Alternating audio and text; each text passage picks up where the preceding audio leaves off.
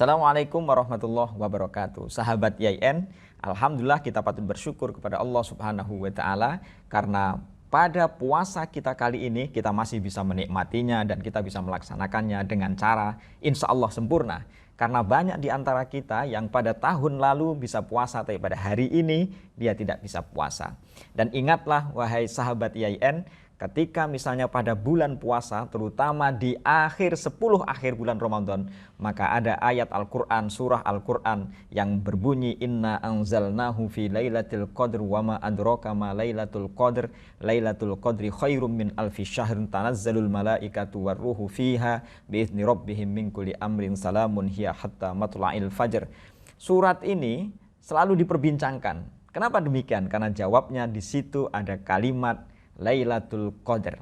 Ada kata Lailatul Qadar. Jadi Lailatul Qadar itu menjadi perbincangan para ulama dan Lailatul Qadar itu menjadi tema yang menarik dibahas ketika pada bulan Ramadan ini. Pertanyaannya adalah kapan Lailatul Qadar itu terjadi? Ulama banyak sekali berbeda pendapat. Ada yang mengatakan, dan ini pendapat yang paling masyhur adalah bahwa dia terjadi di 10 akhir bulan Ramadan, terutama di tanggal-tanggal ganjil. Tapi ada juga yang mengatakan itu mulai di awal Ramadan. Tetapi ingatlah wahai sahabat YIN bahwa sesungguhnya kerja-kerja kita jangan diorientasikan hanya untuk mencari Lailatul Qadar. Tapi yakinlah bahwa ketika seseorang itu berpuasa dengan sungguh-sungguh, man shoma ramadhana imanan wahtisaban ghufira lahu ma taqaddama min dzambi. Barang siapa yang berpuasa di bulan Ramadan imanan wahtisaban, dengan iman dan juga mengharap ridha Allah Subhanahu wa taala, dan juga karena dia melakukan introspeksi diri, ghufira lahu ma taqaddama min dzambi. Dia akan diampuni dosanya oleh Allah Subhanahu wa taala, yang lalu akan diampuni dosanya oleh Allah Subhanahu wa taala. Sahabat YIN, bahwa kalau misalnya seseorang hanya berorientasi kapan Lailatul Qadar terjadi, maka dia akan menjadi orang yang oportunis dalam beribadah. Maka yakinlah ketika para ulama itu berdebat, banyak pendapat dalam kitab-kitab dijelaskan. Bahkan Imam Al-Ghazali misalnya sampai menandai kapan itu Lailatul Qadar terjadi. Kalau misalnya bulan puasa terjadi pada hari A, maka Lailatul Qadar akan terjadi di hari B. Nanti kalau di hari A, dia akan terjadi di hari B. Ulama yang lain juga memiliki pendapat yang sama sesuai dengan pengalaman spiritualitasnya masing-masing. Itu menunjukkan bahwa kadang setiap orang memiliki pengalaman yang berbeda kapan Lailatul Qadar terjadi. Dan apa hikmahnya, kenapa itu dirahasiakan, dan kenapa para ulama itu berdebat tentang kapan Lailatul Qadar terjadi? Jawabannya adalah supaya ada rasa semangat pada setiap hamba ini. Supaya orang berislam itu memiliki semangat yang tinggi dalam menjalankan ibadah puasa. Mereka berlomba-lomba mulai dari awal, dari akhir sampai akhir mereka berlomba-lomba untuk mencarinya. Karena ada juga misalnya dalam Al-Quran sholat wusta misalnya. Hafidhu ala sholawati was sholatil wusta misalnya. Peliharalah sholat-sholatmu dan sholat wusta. Lalu orang berdebat juga kapan sholat wusta itu terjadi.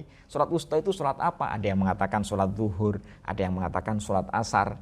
Itu berbeda-beda mereka para ulama. Dan kenapa kok berbeda-beda? Jawabannya adalah untuk memunculkan rasa penasaran pada diri seseorang, untuk memunculkan rasa penasaran seorang hamba ini terhadap apa itu sholat wusta.